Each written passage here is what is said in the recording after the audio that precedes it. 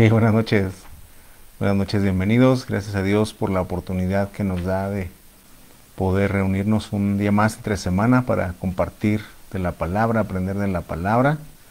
Voy a disculpar ahí un poquito lo de la luz, no hemos logrado arreglarlo al 100%, pero dado el tema de hoy, el atrio, me pareció importante que usted pudiera tener una imagen ahí de referencia y así que sea de bendición para su vida, ¿no?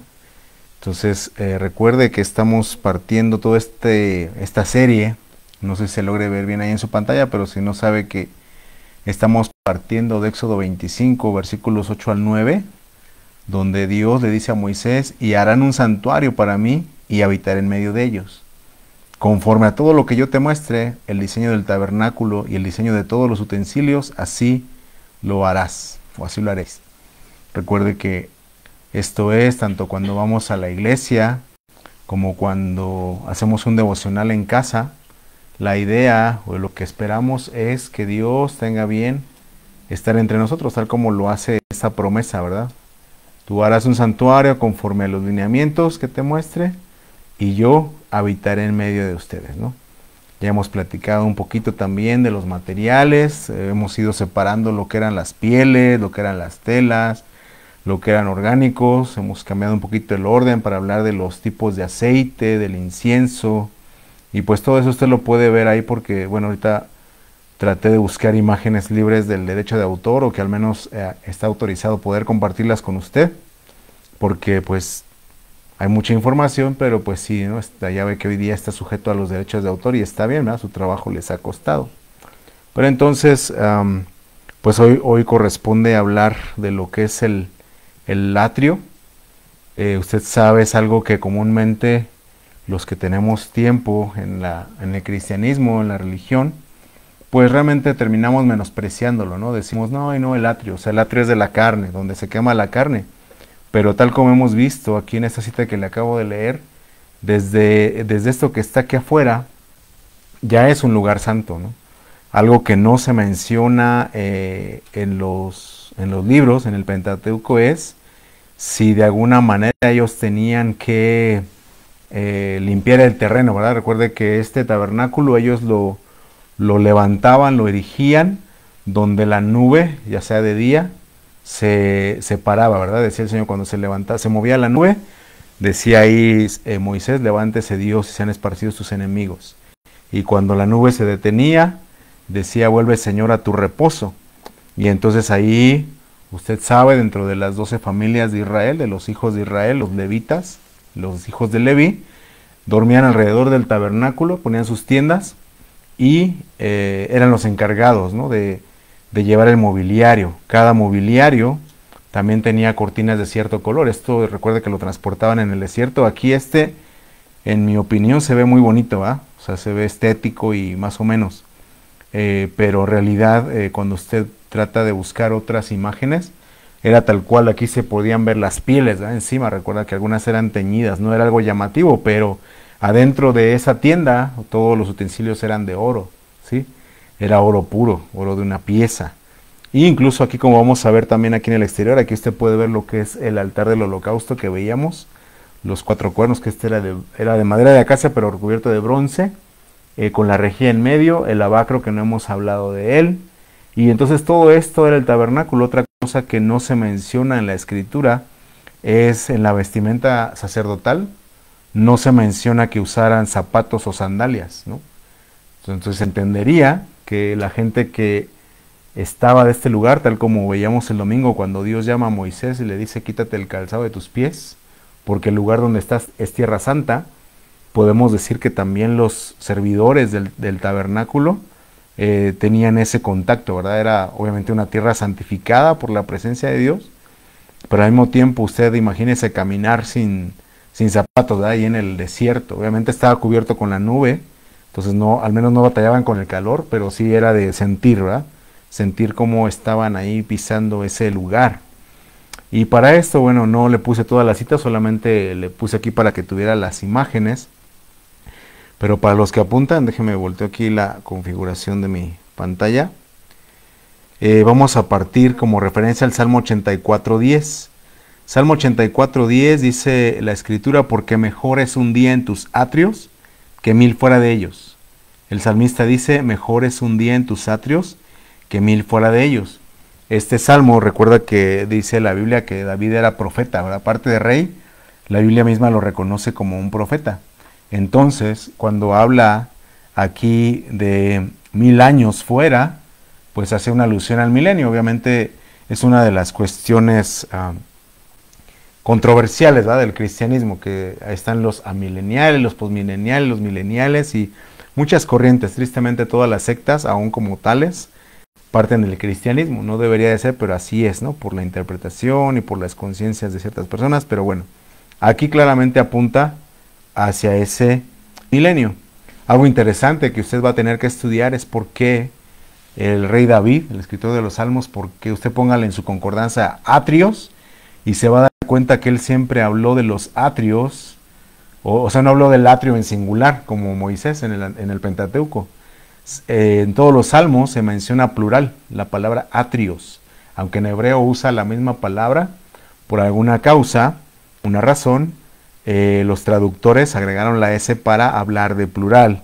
Es interesante porque no podríamos determinarlo sino hasta leer el segundo libro de Crónicas 4:9. Segundo de Crónicas 4:9 relata cuando el rey Salomón edifica el templo, y entonces ahí usted va a notar que hizo este atrio, el atrio exterior, el atrio del patio de los sacerdotes. Entonces ahí sí aplicaba en plural atrios, ¿sí? Pero aquí solamente era un atrio. El atrio no era solamente como a veces en nuestra mente está, que siempre vemos lugar santísimo, lugar santo, atrio, y siempre vemos esta parte de enfrente, ¿no?, donde está el lavacro y el altar del holocausto, sino que todo lo que rodeaba, o sea, todo lo que separaba esas cortinas, ya es el atrio, y a partir de aquí era ese lugar santo. Ahorita va usted a aprender todo lo que significa. Mire, esta palabra atrio es la palabra 2691 de la concordancia Strong, la palabra yatzer, y significa patio, como encerrado por una cerca. Recuerda que el hebreo es un idioma muy específico, y una derivación de esta palabra yatzer significa, propiamente dice el diccionario, rodear con una estacada y así separada del campo abierto, ¿no? Aquí usted puede ver las estacas, bueno, las columnas. Aquí esta imagen que encontré no se pueden apreciar las cuerdas y las estacas como tal, pero entonces era el tensor. Imagínese, en medio del desierto tenía que aguantar vientos, lluvias, todo, ¿verdad?, lo que se pudiera suscitar. Entonces estaba diseñado para que pudiera soportarse al menos en 4 ángulos, ¿no?, para que tenga ahí la idea, ¿no? Entonces, dice la escritura en Éxodo 27:9, dice, también hizo el atrio de los... ese es segundo de Crónicas 4:9, que habla de los atrios, ¿no? Entonces, mire, esta referencia, ahora, para los que apuntan, Levítico 6, del 14 al 18, en la Biblia, en la versión 60, dice la ley de la ofrenda. Entonces, esta ley, o sea, en Levítico 6, del 14 al 18, usted puede ver ahí toda la ley, cómo se tenía que ofrecer, pero mire, el verso 16 dice, y lo sobrante de ella lo comerán Aarón y sus hijos, o sea, el sumo sacerdote y los levitas, dice, sin levadura, se comerá en lugar santo, en el atrio del tabernáculo de reunión lo comerán. Le estoy leyendo Levítico 6:16. Entonces vea cómo la escritura misma está diciendo que esta área de aquí, ahí estaba estipulado que se comiera el sobrante de la ofrenda, pero Dios lo marca como un lugar santo. ¿Sí vamos bien? O sea, yo sé que en nuestra mente está el lugar santo donde estaba la menorá, la mesa de los panes, el altar del incienso. Aquí esta tienda tenía una división, y hasta el fondo el lugar santísimo donde se entraba el día de la expiación una sola vez al año el sumo sacerdote, ¿verdad? Pero vea que en la Biblia todo lo que es atrio, todo eso es santo. Donde está el altar del holocausto es un lugar santo. Donde estaba el lavacro era un lugar santo. Todo lo que separaba las cortinas ya era un lugar santo, ¿sí? Entonces ahí para que lo vaya teniendo en cuenta. Todo esto del tabernáculo lo va a encontrar en Éxodo 38, ¿sí? Éxodo 38 del 9 al 20. Y ahí están claramente las medidas. Me gustaría leerle la nueva traducción viviente para que usted, si tiene una versión antigua, pueda comparar, porque en la versión antigua, o las versiones primeras, las versiones más viejas, recuerde que maneja codos, ¿verdad? Entonces dice que esto era de 100 codos por 100 codos y el ancho 50 codos, ¿no? Pero para que usted tenga una idea, le quiero leer la Nueva Traducción Viviente. Estoy leyéndole Éxodo 38, del 9 en adelante. Dice: luego harás el atrio del tabernáculo y lo encerrarás con cortinas de lino de tejido fino. Entonces, por eso estas son blancas, ¿verdad? Recuerde que el lino era un material vegetal, ¿verdad? El lino torcido. Entonces dice: lo encerrarás con cortinas de lino tejido fino. Las cortinas del lado sur, acuérdese que, bueno, las versiones antiguas también manejan palabras que no son tan comunes hoy día, como la palabra meridional y el austro. Ahorita le explico. El asunto es de que yo le comenté, usted lo puede notar, que aquí da cuenta que, así como usted lo está viendo, el altar del holocausto, entonces quiere decir que la puerta de la entrada estaba de este lado. Pero esta puerta, siempre, así como esas palabras que le estoy diciendo muy específicas del hebreo, esta puerta apuntaba hacia lo que nosotros conocemos hoy día como el este, ¿no? El oriente, ¿sí? Tal cual, o sea, norte, sur, poniente, o sea, el occidente, y el este, el oriente. Pero le hemos comentado que en la palabra hebrea es el olam, ¿verdad? Esa es la referencia, era la eternidad. El olam es uno de los nombres de Dios, el eterno. Entonces, aunque esta puerta apuntaba hacia el este cardinal que conocemos, en el concepto bíblico, en el concepto hebreo, esa palabra refería a esa puerta, apunta a la eternidad. ¿Vamos bien? Cuando usted lee que Daniel oraba y abría sus ventanas y oraba hacia el oriente, podemos entenderlo como una referencia de los puntos cardinales, tal cual el oriente, pero también la palabra hebrea nos va siempre a direccionar hacia la eternidad. ¿Sí vamos bien? Entonces también nosotros cuando oramos, no oramos solo para pasar el momento aquí, ¿verdad? El rato, el mal momento, el mal rato, sino que las oraciones que hacemos son apuntando hacia una eternidad, ¿sí? Bueno, entonces le continúo leyendo, dice: estarán sostenidas por 20, por 20 postes, estos postes que en la versión antigua o los 60 dice columnas, dice 20 postes encajados firmemente en 20 basas de bronce. Ahorita ya le voy a explicar qué significa cada cosa. La basa solamente era como la I latina mayúscula, usted sabe en nuestro alfabeto, como en nuestro abecedario, perdón, cómo lo hacemos. Hacemos el trazo, el palito largo, y hacemos un trazo más pequeño abajo y un trazo más pequeño arriba, ¿sí? Eso es una basa, o sea, que tiene el palito y es una basa, para que tenga la idea, ¿sí? Dice: cuelga las cortinas con ganchos y anillos de plata. Entonces cada cortina tenía ganchos y anillos de plata, ¿no? Verso 11. Confecciona las cortinas del lado norte, o sea, este lado más largo, iguales a las del lado sur. Bueno, aquí como este es el oriente, entonces sur y norte, ¿no? El de allá, ¿ok? Dice de 46, imagínese, o sea, usted va a leer 100 metros en la versión 60, perdón, 100 codos. Aquí usted ya puede tener una idea, dice de 46 metros de largo. Por si casi todos en México los terrenos son de 20 por 10, ¿no? Entonces como sería lo de una manzana, ¿no? De calle a calle, ¿no? Más o menos 40, un poquito más, 46 metros de largo, imagínense qué largo era. Sostenidas por 20 postes encajados, igual, 20 postes encajados firmemente, de bases de bronce. Cuelga las cortinas con ganchos y anillos de plata. Dice: las cortinas del lado occidental, o sea, las de atrás, dice, del atrio medirán 23 metros de largo, ¿sí? Entonces, así, imagínense, era rectangular, ¿verdad? Entonces, 46 por 23, o sea, la mitad de lo que era el largo, el lado más largo, eso era el ancho, ¿sí? 23 metros. Usted en la 60 va a leer 50 codos, ¿no? Si usted se pone a buscar la representación que significa 100, es algo completo, como el pastor que busca la oveja número 100, ¿sí? 100 es lo de un siglo.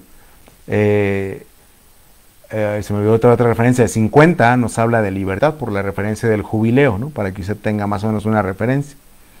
Porque de esto hay muchos libros y comentarios, así como, ¿de dónde lo sacó? Yo todo lo que le voy a compartir ahorita, ahí le voy a dar la palabra y la cita para que usted tenga una referencia, ¿verdad? Respecto al trabajo que han hecho los estudiosos de su tiempo, pero a veces uno no sabe, ¿y por qué, de dónde saca que eso significa? Bueno, ahí lo vamos a entender. Ok, entonces estarán sostenidas por 10 postes, o sea, de este lado tenía 10 postes, encajados en 10 bases. El lado oriental, o sea, aquí la entrada del atrio, dice el frente, también medirá 23, pero la entrada estará ubicada en el lado oriental, ahorita le explico un poquito más, flanqueada por 2 cortinas. ¿Sí? Entonces, aquí en la entrada tenía 2 cortinas, o sea, 2 del lado derecho, 2 del lado izquierdo, y va a leer que dice dos cortinas. La cortina del lado derecho, 6 metros, con 96 centímetros de largo. En la 60 va a valer 20 codos, ¿ok? Dice, estará sostenida por 3 postes encajados. La cortina del lado izquierdo también medirá 6 metros y estará sostenida por 3 postes. Pero, verso 16, para la entrada del atrio, confecciona una cortina de 9 metros. Usted vaya figurando en su mente 9 metros, o sea, un poquito más de la altura de una casa normal, ¿no? 9 metros. 9 metros con 20 centímetros de largo. Elabórala de lino tejido fino. ¿Sí? Entonces, perdón, le dije que 20, ¿verdad? Entonces era 20 esta cortina, 20 codos en la 60, 15 esta orillita y 15 la otra orillita, para sumar 50, para que tenga la referencia. Pero creo que en metros, a los que somos de México hacia abajo, está más claro, ¿verdad? Acá son pies. Ahí en México metros como que lo tenemos, oh, sí estaba grande, ¿verdad? 9 metros. Es impresionante. Y estará sostenida por 3 postes encajados en 3 bases. Dice, entonces, elabórala de lino tejido fino y adórnala con bordado hermoso de hilo azul, púrpura y escarlata. Sosténla con 4 postes, cada uno encajado firmemente en su propia base. Todos los postes alrededor del atrio deberán tener anillos, ganchos de plata, bases de bronce. Así que el atrio entero medirá 46 metros de largo por 23 de ancho. Tendrá paredes de cortinas de 2 metros con 30 de alto. Entonces usted puede ver en el internet, así como aquí, se ve más cortito, ¿verdad? Se ve así como que se asoma y puede ver, ¿verdad? Pero si ya estamos tomando la referencia de que esas hacia el exterior, estas cortinas medían, le estoy leyendo el verso 18, dice 2 metros con 30 centímetros de alto, es más alto que una persona promedio, ¿ah? 2 metros 30, ¿sí? Hechas de lino tejido fino, las bases. Entonces, para que vea que cuando ya lo ve en tamaño real, pues no se podía ver, ¿no? O sea, usted solo veía la cortina, no sabía realmente qué pasaba adentro, ¿ah? Todos los objetos que se usen para la ceremonia del tabernáculo, incluidas las estacas, para sostener el tabernáculo y las cortinas del atrio, serán de bronce, ¿no? Y entonces ahí usted puede tener la referencia. También Éxodo 27, del 9 al 19 nos da la referencia. Por cuestiones de tiempo yo quiero entrar directo a lo que es el tema. Mire, me llamó la atención que cuando Dios da la referencia de la orientación, usa la palabra meridional. ¿Usted ha escuchado esa palabra, meridional? Se ha escuchado el tiempo, ¿verdad? Se mide por el meridiano de Greenwich. No sé quién lo inventó. Bueno, supongo que Greenwich, ¿verdad? Pero no sé mucho de la historia, pero tiene la referencia meridiano, ¿verdad? El meridiano, entendemos, si vemos así un mapa mundi, va a partir de norte a sur, ¿verdad? Una línea así vertical, ¿verdad? Entonces, Dios dice el lado meridional hacia el sur. Entonces dice, otras versiones dicen el mediodía. Entonces quiere decir que si usted dice hacia el sur, entonces está viendo usted así como las manejillas del reloj. No sé cómo me ve ahí en pantalla, pero usted sabe que giran hacia la derecha. Entonces va hablando de cómo va avanzando el sol. Pero fíjese que la palabra hebrea usa Negev. Cuando dice aquí, cuando leímos hacia el sur, perdón, ya me moví aquí. Cuando vemos hacia el sur, usa esa palabra Negev.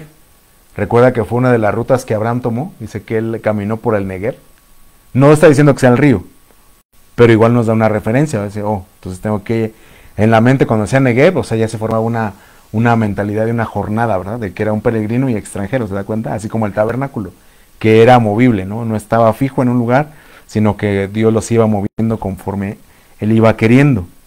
Otra palabra, otra versión dice el austro, que también se refiere al mediodía, pero también dice persona que procede del sur. Y fíjese cómo es esta palabra, usa la palabra temán, o sea, como de Temán, pero con acento en la A, temán, y significa el sur, dice, como estando a la derecha de una persona que mira al este, ¿sí entiendes?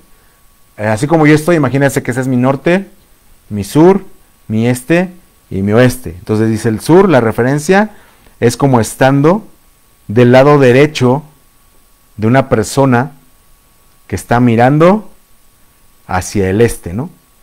Derecho de una persona que está mirando hacia el este.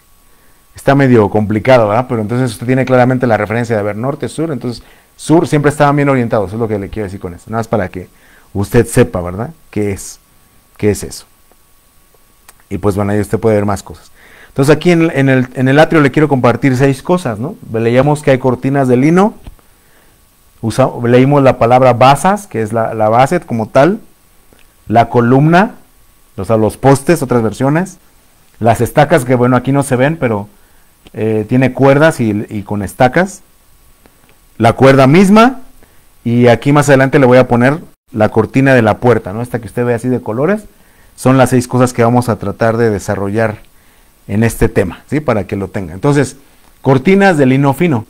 Acuérdese que, bueno, entonces le adelanto como referencia, bueno, ahorita que le lea los pasajes, quiero que tengan en mente que el tabernáculo, ¿qué representaba el tabernáculo? Yo sé que mucha gente estudiosa le va a decir, representa a Cristo y todo es Cristo, ¿no?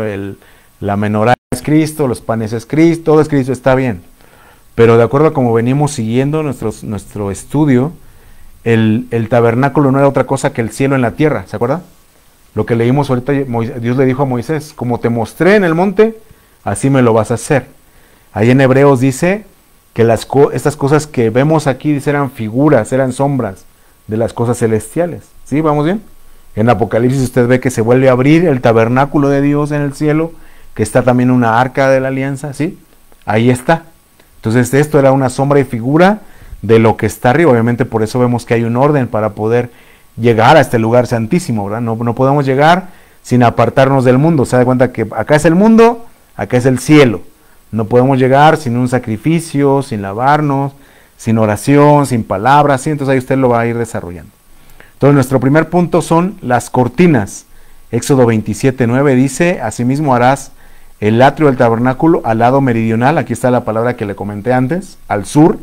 Dice, tendrá el atrio cortinas de lino torcido, 100 codos de longitud. Ya le estoy leyendo la versión 60. El ancho del atrio del lado occidental, la parte de atrás que usted está viendo en pantalla, 50 codos, sus columnas 10 con sus 10 basas. Y la palabra que usa aquí para cortina es la palabra 70-50 de la referencia Strong, y es la palabra kelá, que significa malla, honda como una catapulta. ¿Se entiende una catapulta? O sea, así como una catapulta, corte circular. Entonces las cortinas del atrio, por los textos que le voy a leer ahorita, para que tenga la idea, son una figura de los cielos, ¿sí? ¿Por qué me dice su hermano? Ah, bueno, apúntele. Salmo 104.2, Salmo 104.2 dice, el que se cubre de luz como de vestidura, que extiende los cielos como una cortina, ¿sí? Que extiende los cielos como una cortina. Es la misma palabra que la, ¿sí? Entonces cuando usted ve, ¿qué figura me da la Biblia de una cortina? Ah, me está diciendo que son las nubes que vemos en los cielos con las cuales Dios se cubre, según el Salmo 104.2, ¿verdad? Se cubre de luz como de vestidura, extiende los cielos como una cortina. Otra vez, Salmo 18.11 dice, puso tinieblas por su escondedero, por cortina suya alrededor de sí, oscuridad de aguas. Y dice otra vez, nubes de los cielos. ¿Sí vamos bien? Entonces cuando usted ve las cortinas, entonces ya, ¿y por qué las pidió el Señor de color blanco? Bueno, para que usted tuviera la idea, ¿no? De que, ok, ya a partir de aquí se acaba el mundo, aquí cambiamos nuestro caminar, a partir de aquí es un lugar santo, porque Dios es santo. ¿Sí? Entonces, para que sepa, entonces, las cortinas de lino, ¿qué van a representar? Según la referencia de la palabra que me representan las nubes, me representan que Dios las usa como cortinas, ¿sí? Para ir avanzando. Número 2, vemos o leímos la palabra basas, ¿no? Son las bases. Para los que apuntan, Éxodo 27:17, dice, todas las columnas o postes alrededor del atrio, déjeme le pongo la figura aquí, se me fue, dice, estarán ceñidas de plata, ¿sí? Estoy leyéndole Éxodo 27:17, todas las columnas alrededor del atrio estarán ceñidas de plata. Sus capiteles, a la parte más alta que puede ver ahí en pantalla, sus capiteles de plata, y sus basas, la parte de abajo, de bronce. ¿Se acuerda que mencionamos que representaba el bronce? Según el libro de Job. Porque los estudiosos dicen el bronce representa la redención. ¿Y por qué? Bueno, no le apunté aquí la cita, busqué su apunte, pero en Job leíamos que dice que así como al bronce se le quitan las impurezas. Y entonces el bronce representa, de acuerdo a Job, purificación, ¿sí? Una vida que constantemente se está limpiando. Por otro lado, esta palabra basa, cuando usted busca en el diccionario Strong, en el hebreo, le va a dar dos palabras. La primera palabra, usted para los que apuntan, es la 134 y es la palabra Eden. Acuérdense que el Edén del principio es Edén con el acento en la segunda E, Edén. Aquí usa la palabra Eden, o sea, con el acento en la primera E, Eden. Pero que también lo va a referir a la 113, que es Adón. ¿Se acuerda qué es Adón? ¿Te acuerdas qué es Adón? De los nombres de Dios, Adonai. Lo que siempre le decimos, ¿no? Adón, Adonai. Por allá, ¿se acuerdan? Señor. Sí, el Adón, el Adonai, el Señor, el señorío. Y entonces, esto tal cual, entonces por palabra, o sea, por referencia bíblica, dice aquí, todas las columnas del atrio estarán, ahorita le vamos a hablar de las basas nada más, ¿no? Las basas de bronce, ¿verdad? Las basas de bronce.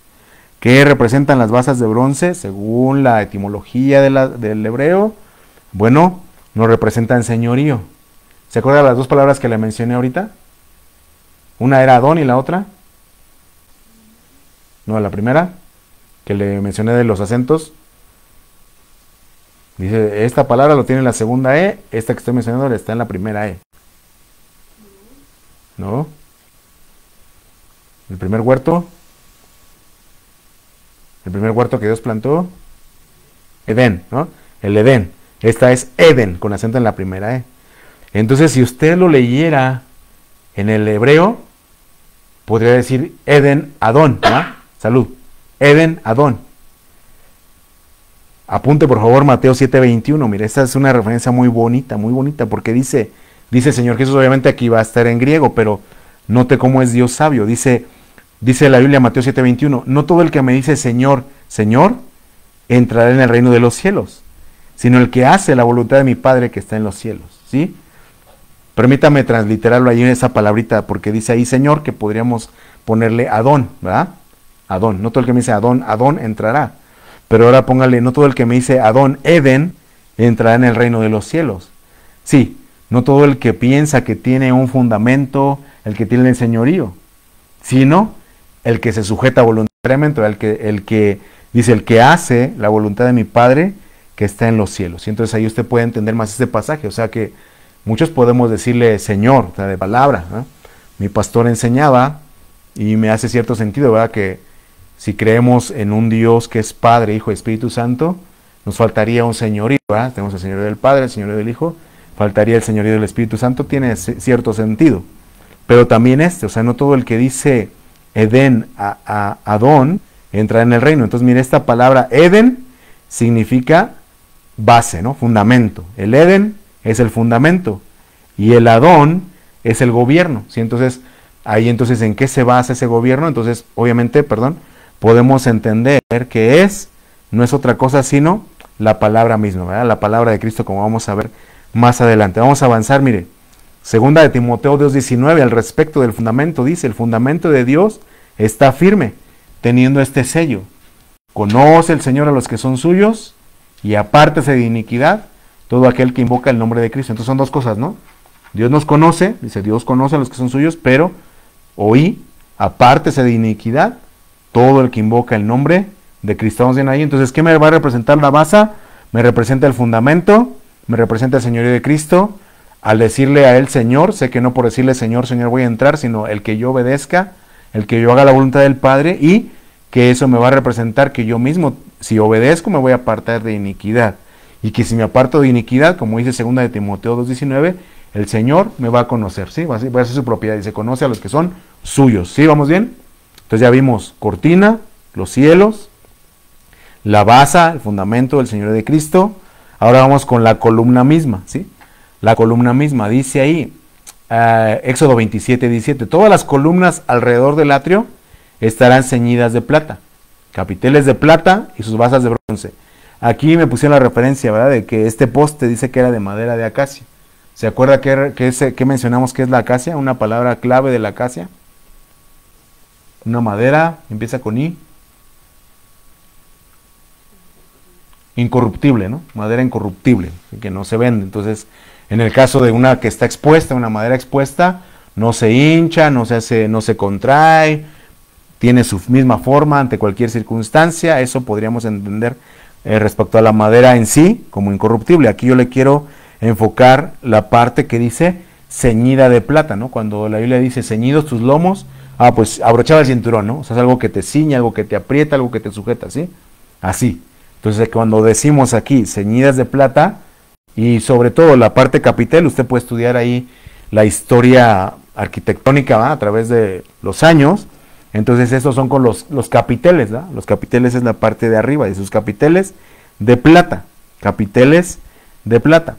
Entonces, mire, esta palabra ceñida, lo interesante aquí de Éxodo 27 y 17 para la columna ceñida, la palabra ceñida son dos cosas. Mire, por un lado es la palabra 2836, ¿sí? 2836, yasak, que significa unir, deleitarse, ¿sí? Entonces, ceñir significa unir, deleitarse. Pero cuando vemos su derivación en la 2820, yasak, significa restringir, abstenerse, ¿sí? Entonces, cuando usted le ceñidas de plata, entonces dice, o sea, por un lado va a unir la incorruptibilidad, pero por otro lado va a abstenerse, ¿sí? Va a restringir, o sea, va a unir y a la vez va a restringir, ¿sí? Es como cuando nos casamos, ¿no? Por un lado nos estamos uniendo a nuestro cónyuge, pero por otro lado nos estamos restringiendo, así como le dijeron a Sara, ¿verdad? Abraham es un velo para ti, ¿sí? O sea, entonces nos unimos por un lado, pero nos restringimos hacia otro, en otro sentido. Es lo mismo, ¿sí? Es lo mismo. Entonces aquí, acuérdese, por eso digo que todas las clases de niños son como las historias de Karate Kid, encerar, pulir. ¿Se acuerdan qué significa la plata? Cuando vimos los metales del tabernáculo mencionamos la plata, representa esto. ¿Qué representa la plata? Leíamos Proverbios 22.1, dice, de más estima es el buen nombre, el buen Shem, que las muchas riquezas y la buena fama, más que la plata y el oro. Entonces, por cuestiones de tiempo, yo le digo qué es, ¿verdad? Shem, acuérdense que no solo significa nombre, sino que significa carácter, ¿verdad? Carácter. Entonces ya usted aquí va viendo que cuando decimos que tengo el señorío de Cristo, tengo incorruptibilidad, entonces, ¿qué es lo que me va a ceñir? ¿Qué es lo que me va a unir a Cristo y a la vez apartarme, restringirme del mundo? Mi carácter, ¿verdad? El carácter de Cristo. Pero, por otro lado, cuando yo veo esa palabra abstener, ¿verdad? O restringir o abstener, entonces, bueno, por cuestión de tiempo le doy las citas. Mire, 1 Corintios 9:25, el apóstol Pablo dice, todo aquel que lucha, de todo se abstiene. Ellos a la verdad para recibir una corona corruptible, pero nosotros una incorruptible. Entonces, ¿de qué nos vamos a abstener? De todo aquello que nos aparta de recibir la corona, un premio. Ahí mismo también dice, ¿verdad? El que lucha como atleta no es premiado, sino lucha legítimamente o conforme a las reglas, ¿no? Para que sepa. Tesalonicenses 5:22, primera carta, absteneos de toda clase de mal. Entonces, yo quiero estar ceñido a Cristo, yo quiero que el Señor me cubra con sus nubes, ¿verdad? Como una cortina, estar en su presencia. ¿Qué tengo que hacer? Primera Tesalonicenses 5:22, abstenerme de todo mal. Hebreos 11:24 dice, por la fe, Moisés rehusó llamarse hijo de la hija de Faraón, lo vimos el domingo, ¿verdad? Rehusó. Entonces, hay cosas que yo me tengo que rehusar. Eso de ceñir, Tito 1:9, retenedor de la palabra fiel, tal como ha sido enseñada. Entonces usted lo puede leer con calma y deleitarse, ¿verdad? Retenedor de la palabra fiel, tal como ha sido enseñada. Porque, le digo, tristemente todas las sectas que conocemos hoy día tienen como base el cristianismo. Entonces algo no estamos haciendo bien. Por eso Pablo le decía a Timoteo, retén la palabra fiel, tal como fue enseñada desde el principio, ¿verdad? Desde el origen. Desde el origen. Y bueno, vamos al número 4. Miren, las estacas aquí la pusieron como una T, puede ser igual solamente una varilla, no sé. Lo que sí especifica es que es de bronce. Otra vez, ¿qué representa el bronce? Purificación, muy bien, ¿no? Fíjense ya para que tengan la idea, ¿verdad? Estaca significa purificación, la referencia la tenemos en Éxodo 27:19, dice, todos los utensilios del tabernáculo, en todo el servicio y todas sus estacas, otras versiones dicen clavos, ¿eh? Todas sus estacas o clavos del atrio serán de bronce. Ahí está Éxodo 27:19, serán de bronce. Entonces, mire, esta palabra estaca es la palabra 3489, hebreo 3489, es la palabra yated. Yated, que significa sujetar. pegar, clavija, clavo, estaca, ¿no? Pero el verbo primario es sujetar. Entonces, como referencia, yo quiero que apunte Efesios 5:21, ¿sí? Efesios 5:21 dice, someteos, sujetaos unos a otros en el temor a Dios, ¿sí? Entonces, ¿qué me va a ayudar a mantenerme firme en el señorío de Cristo, con el carácter de Cristo, absteniéndome de toda clase de mal? El temor a Dios, ¿verdad? Sujetarme, dice, someteos unos a otros en el temor a Dios. Obviamente aquí está hablando entre hermanos, está hablando entre matrimonios, está hablando entre miembros de la familia, todo lo que podamos aconsejarnos, dirigirnos, etcétera, va enfocado o va dirigido por el temor a Dios, ¿no? Entonces eso es una estaca. Ahorita que le hable de las cuerdas va a ver qué interesante es esto del temor de Dios. Las cuerdas, tenemos ahí Éxodo 35:18, Éxodo 35:18 dice, las estacas del tabernáculo, las estacas del atrio y sus cuerdas, ¿sí? Sus cuerdas, las estacas del tabernáculo, estacas del atrio y sus cuerdas, ¿sí? Entonces las cuerdas es la palabra 4340, meitar, tal cual es cuerda, pero nos va a derivar en una palabra que es yatar, la 3498, yatar, que significa exceder, hacer abundar, sobresalir, ¿sí? ¿Qué significa la cuerda? Entonces algo que excede, algo que sobresale y me lleva a pensar, según el hebreo dice, en algo que va a hacer abundar, ¿sí? Raíz primaria, exceder o sobresalir. Ahí usted puede ver que tenía un anillo, entonces ahí agarraban la cuerdita y la tensaban, ¿no? Le digo, tenía que sostener perfectamente las cortinas hacia cualquier lado que el viento quisiera moverlos. Entonces por eso le digo que aunque la Biblia no lo dice, que quizás los levitas tenían que aplanar un poquito el terreno, no lo sé. O sea, no lo puedo afirmar, tampoco lo puedo negar, pero pues tenía que estar parejito, ¿eh? Entonces, bueno, ahí vemos la palabra yatar, ¿no? Suficiente, abundar, sobresalir. Yo aquí tengo muchísimas referencias, mire, para empezar.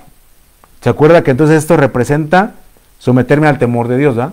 Someterme al temor de Dios, el carácter de Cristo, el señorío de Cristo y mi carácter, ¿verdad? Básicamente eso representa.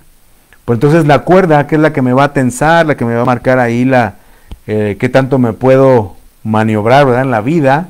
Entonces me dice, es algo que abunda, es algo que excede.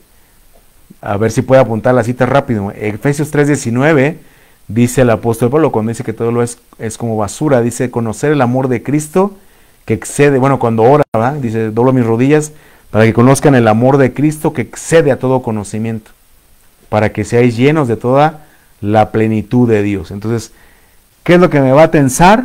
El conocimiento de Cristo. Todo lo que yo haga, viva, aprenda, me esfuerce por conocer más de Cristo, eso me va a marcar la diferencia. O sea, me va a afirmar en el temor de Dios, me va a afirmar en el señorío de Cristo, me va a afirmar en una vida incorruptible y me va a generar un buen carácter, un buen nombre, ¿sí?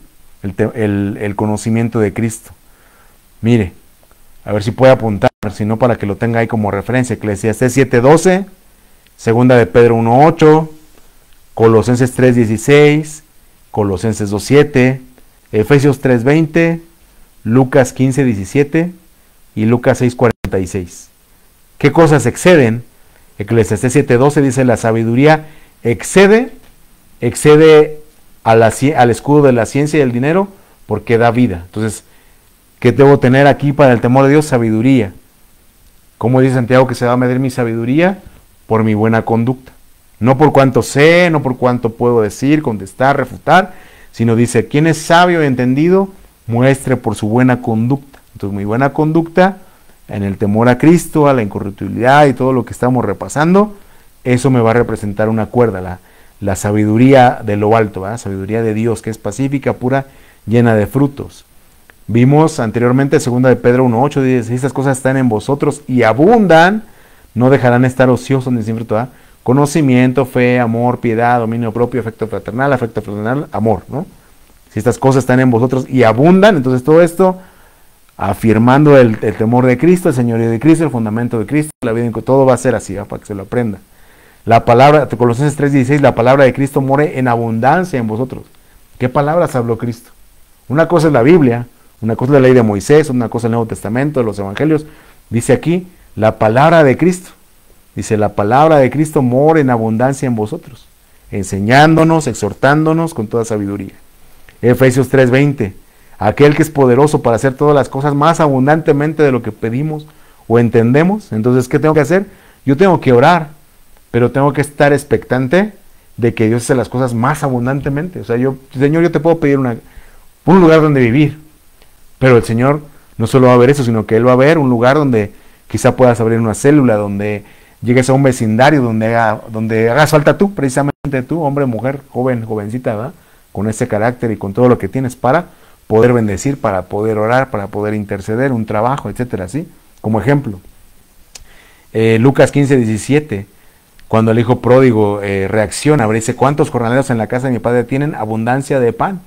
Yo aquí perezco de hambre, ¿verdad? Entonces, que yo tenga abundancia de pan, que es la palabra, ¿verdad? Abundancia de pan.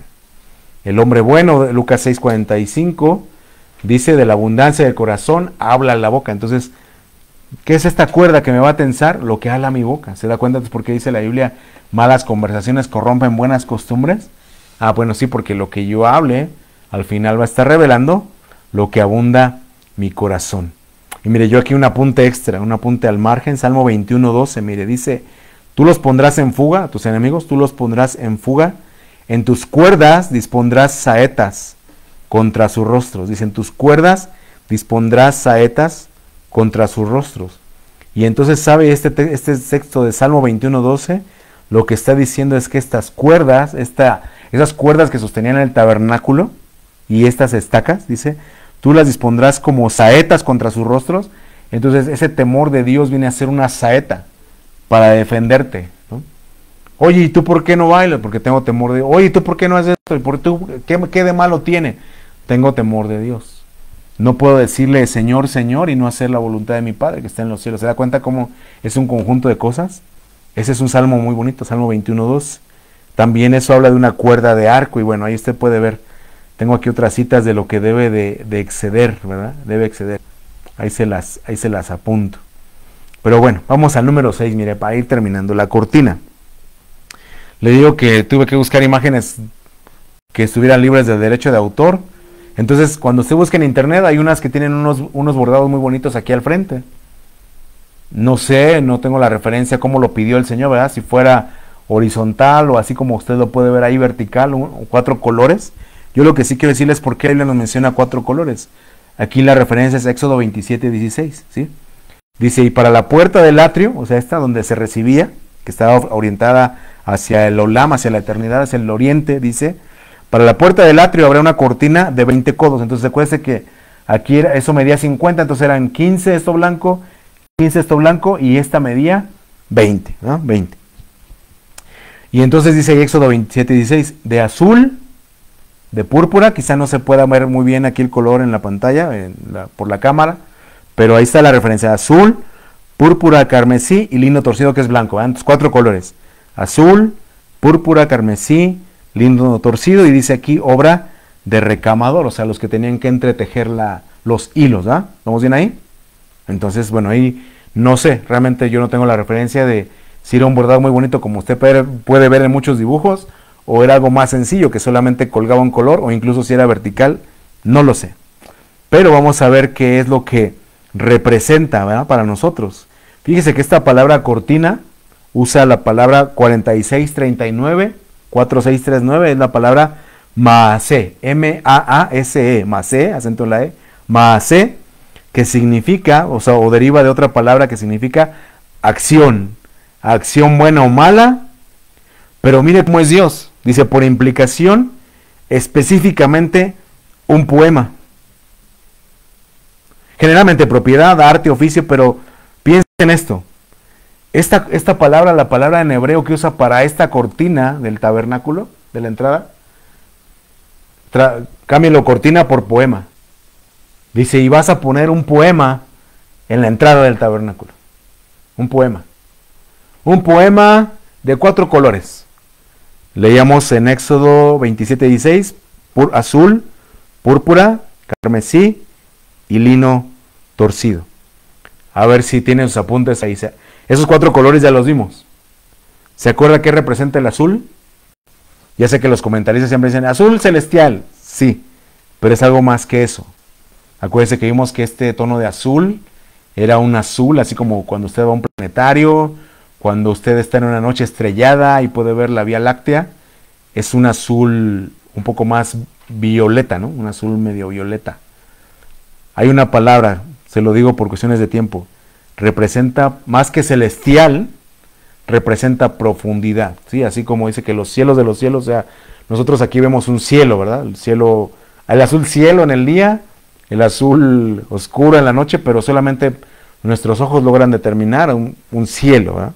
La Biblia habla de los cielos, entonces por eso este azul representa ciertamente celestial o de arriba del cielo, pero tradúzcalo como la palabra profundidad, ¿no? Vastedad, porque veíamos que Dios este azul lo compara igual como a esas distancias del mar, donde dice que el hombre no puede llegar, entonces la luz tampoco llega como tal, la presión del agua no la soportamos, pero entonces es igual, un azul, pero la palabra sería profundidad. Entonces, como es hacia arriba, es también hacia el centro, ¿eh?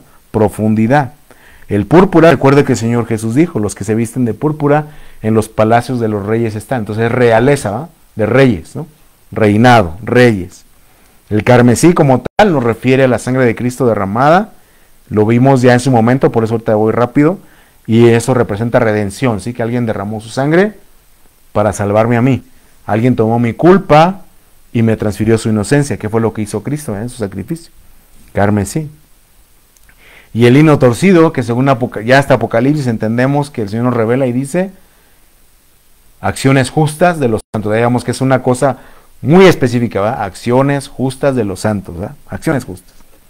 Entonces, dice aquí, veíamos que la palabra maasé, aparte de acción buena y mala, cortina, veíamos que dice es un poema.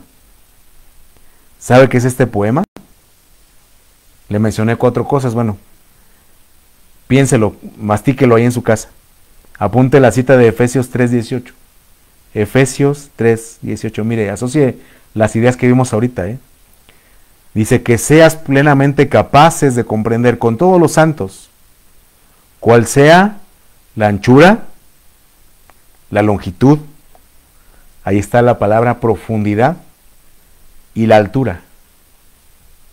Que puedas comprender con todos los santos cuál sea la anchura, la longitud, la profundidad y la altura. El contexto es del amor de Cristo. Entonces, ¿cuál es este poema que representa esta cortina, específicamente esta cortina de la entrada? El amor de Cristo. Que siendo Dios, se hizo hombre, que nos redimió del pecado con su sangre, nos dice, Dios muestra su amor para con nosotros, que siendo aún pecadores, Cristo murió por nosotros, derramó su sangre, por feo que sea el pecado, por sucio que sea, etcétera. No hay pecado que la sangre de Cristo no pueda limpiar. Y fue voluntario, fue por amor, ¿eh? Fue por amor. Entonces por eso es que esta cortina en sí misma es un poema, que Dios dejó los cielos, dejó su profundidad, dejó su realeza, vino a tomar forma de siervo, condición de hombre, y a través de esas acciones justas, que es el lino, ¿sí? Dice el justo por los injustos, para llevarnos a Dios. No se halló engaño en su boca, ni cometió pecado, pero entonces eso nos habla de ese amor de Cristo. Es un poema que no es otra cosa que el amor de Cristo manifestado, ¿no? Manifestado. Entonces, mi conclusión dice aquí, el atrio representa el cielo en la tierra, ¿eh? El atrio representa el cielo en la tierra. Cada uno decide entrar y participar de lo que el Señor preparó para nosotros. Es decir, veíamos aquí las bases, conocer y ser conocido por Dios, dejar que Él forme nuestro carácter, como cuando vimos lo de la plata, sobre todo ser transformados por el amor de Cristo, porque cuando vienes a la puerta y pasas a todo esto, no es sino a través del amor de Cristo. Pero también sabe que decía un canto que le he compartido en otro tiempo, un canto de niños, ¿verdad? Dice, una sola puerta hay, mas son sus lados 2. Dice, yo estoy adentro, tú, ¿de cuál lado estás? ¿Va? Hablando de la puerta del tabernáculo. Entonces tú podías quedarte aquí a la puerta con tu pecado, sin acercarte, pensando que Dios te condena, que no hay perdón, o simplemente pasar, bueno, aquí no pasabas tú, pasaba el sacerdote, pero llevaba tu sacrificio, llevaba esa fe, ¿verdad? Decir, bueno, yo sé que no merezco, pero aquí está mi holocausto, aquí está bueno, aquí lo pusieron como de oro, acuérdense que era de bronce, ahí está el sacrificio de Jesús, aquí están mis partes divididas, veamos qué es la ofrenda, ¿verdad?